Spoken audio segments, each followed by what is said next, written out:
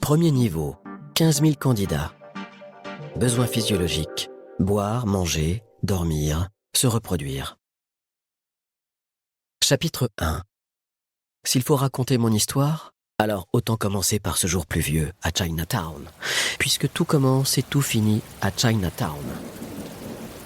Ce n'est pas une ondée tiède, une de ces bruines qui fascinent les poètes.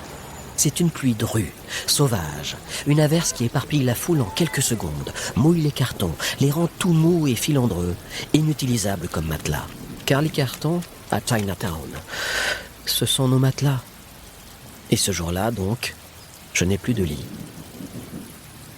Je suis l'un de ces gosses qui dorment à Leicester Square, Piccadilly Circus, ou dans une rue adjacente, même pas recroquevillée, juste crevés, étalés de tout leur long dans des sacs de couchage qui sentent l'urine et la bière. Bienvenue à Chinatown. Je connais tout le monde dans le coin, je veux dire, tous les clochards, les prostituées et les flics.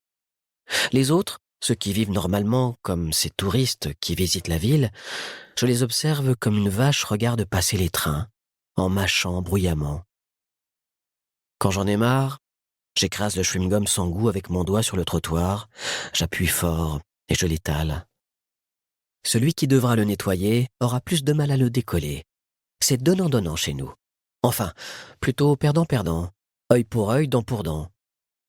Les passants pourraient glisser par terre, je ne lèverai pas le petit doigt parce que les seules fois où quelqu'un l'a fait pour moi, c'est avec le poing. Il a fini systématiquement dans ma poire.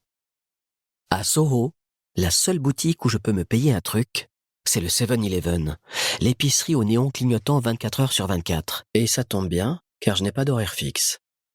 Et il n'y a pas de réveil qui sonne à 7 heures ici, pas de bus à prendre pour aller à l'école. Il n'y a pas d'école. Les types de dieux, je leur ai donné ce surnom car ils se promènent avec des sacs poubelles remplis de sandwichs pour enrôler les brebis égarées dans leur association chrétienne ou je ne sais quoi. D'où le 7-Eleven. Il faut banquer, mais au moins, on évite le blabla. Ils cherchent toujours à savoir comment je me suis retrouvé là, comme si je cachais un grand secret. Et j'ai beau leur répéter que j'ai juste pris le train pour venir à Londres, ils me regardent piteusement, du genre « Tu as trop souffert pour dire la vérité ». Ils m'allongeraient sur un divan pour remonter loin, loin dans les recoins les plus pourris de mon enfance, et ils appuieraient là où ça fait mal pour pouvoir s'exclamer « ça y est, on sait !» Je vais vous la dire, moi, la vérité. Pas besoin de tortiller des fesses 3000 ans, ni de m'envoyer chez les cinglés. Un jour, on prend un gnon. Le lendemain, rebelote. On se protège avec l'avant-bras, on esquive, on fait semblant de refaire plusieurs fois ses lacets.